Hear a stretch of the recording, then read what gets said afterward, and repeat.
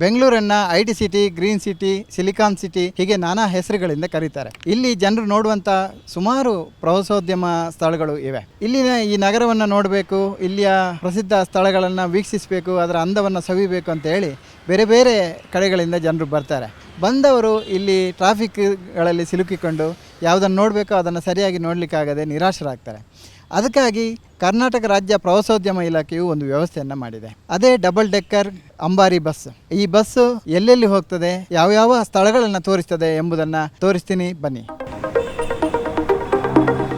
ಬೆಂಗಳೂರು ನಗರವನ್ನು ಹೊಸ ಅನುಭವದಲ್ಲಿ ಸುತ್ತಲು ಲಂಡನ್ ಮಾದರಿಯ ಡಬಲ್ ಡೆಕ್ಕರ್ ಅಂಬಾರಿ ಬಸ್ಸನ್ನು ಕರ್ನಾಟಕ ಸ್ಟೇಟ್ ಟೂರಿಸಂ ಕಾರ್ಪೊರೇಷನ್ ಪರಿಚಯಿಸಿದೆ. ಬೆಂಗಳೂರು ನಗರ ಸೌಂದರ್ಯವನ್ನು ಮೇಲಿನಿಂದ ನೋಡುವ ಈ ಪ್ರಯಾಣ ಪ್ರವಾಸಿಗರಿಗೆ ಹೊಸ ಥ್ರಿಲ್ ನೀಡುತ್ತಿದೆ.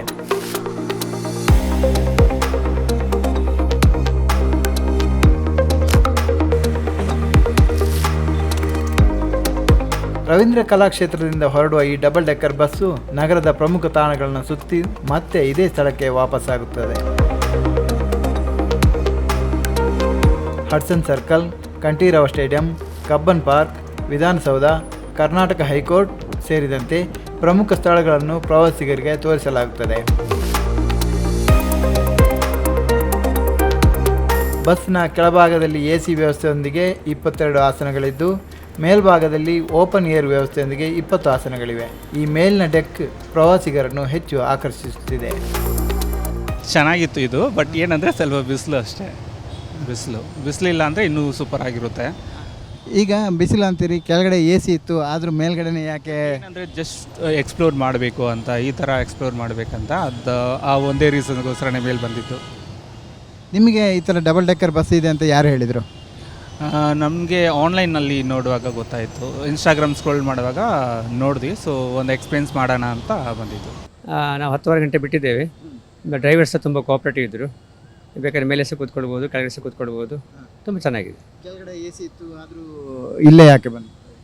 ಇಲ್ಲ, ಯಾಕಂದರೆ ನಮಗೆ ನಮ್ಮ ಉದ್ದೇಶ ಏನಂತ ಹೇಳಿದ್ರೆ ಬೆಂಗಳೂರು ನೋಡುವಂಥ ಉದ್ದೇಶ. ಒಂದು ಉದ್ದೇಶ ಇಟ್ಕೊಂಡು ಬಂದಾಗ ನಮಗೆ AC ಅಗತ್ಯ ಇಲ್ಲ. ಸರ್ಕಾರ ಒಳ್ಳೆಯ ವ್ಯವಸ್ಥೆಯಿಂದ ಒಳ್ಳೆಯ ಅನುಕೂಲ ಮಾಡಿಕೊಟ್ಟಿದೆ. ಚೆನ್ನಾಗಿ ಉಪಯೋಗಿಸ್ಕೊಳ್ಳುವ ಅಂತೇಳಿ.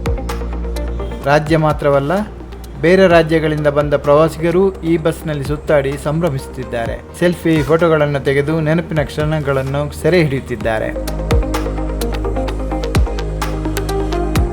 The idea is super.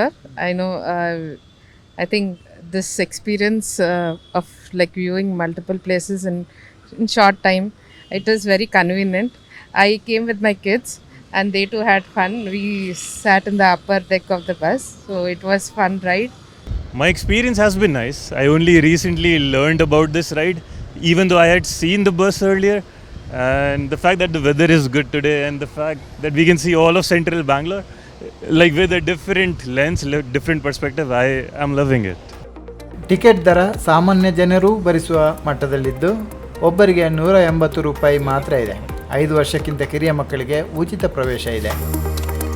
ನಾವು ಬಂದುಬಿಟ್ಟು ಬೆಂಗಳೂರು ಸಿಟಿಯನ್ನು ನೋಡಬೇಕು ಅಂತೇಳಿ ಕಡಿಮೆ ದುಡ್ಡಲ್ಲಿ ನೋಡೋದಕ್ಕೆ ಅವಕಾಶ ಮಾಡಿಕೊಟ್ಟಿದ್ದಾರೆ ಸರ್ಕಾರ. ಇದಕ್ಕೋಸ್ಕರ ಎಲ್ಲರೂ ಸೇರಿ ಫ್ಯಾಮಿಲಿ ಸಮೇತವಾಗಿ ಬಂದಿದ್ದೀವಿ. ಬೇರೆ ಇದರಲ್ಲಾದರೆ ನೋಡೋದಕ್ಕೆ ಟ್ರಾಫಿಕ್ಕು ಅದು ಇದು ಜಾಮು ಅಂತೇಳಿ ಪ್ರಾಬ್ಲಮ್ ಆಗ್ಬೋದು. ಇದಕ್ಕೋಸ್ಕರ ಈ ಅಂಬಾರಿನ ಬಿಟ್ಟಿರೋದಕ್ಕೋಸ್ಕರ ನಮಗೆ ಒಳ್ಳೆಯ ಅನುಕೂಲ ಆಯಿತು. ಒಟ್ಟು 3 ಡಬಲ್ ಡೆಕ್ಕರ್ ಬಸ್ಗಳಿದ್ದು ಪ್ರತಿ 45 ನಿಮಿಷಕ್ಕೊಂದು ಬಸ್ ಸಂಚರಿಸುತ್ತದೆ. ಪ್ರತಿದಿನ ಬೆಳಿಗ್ಗೆ 10:30ಕ್ಕೆ ಮೊದಲ ಟ್ರಿಪ್ ಆರಂಭವಾಗಿ ಸಂಜೆ 5:30ರವರೆಗೆ ಸೇವೆ ಲಭ್ಯವಿದೆ. ಟಿಕೆಟ್ಗಳನ್ನು ಆನ್ಲೈನ್ ಅಥವಾ ಸ್ಥಳದಲ್ಲೇ ಪಡೆಯಬಹುದು. ಆನ್ಲೈನ್ ಬುಕ್ಕಿಂಗಿಗಾಗಿ KSTDC ವೆಬ್ಸೈಟನ್ನು ಸಂಪರ್ಕಿಸಬಹುದು.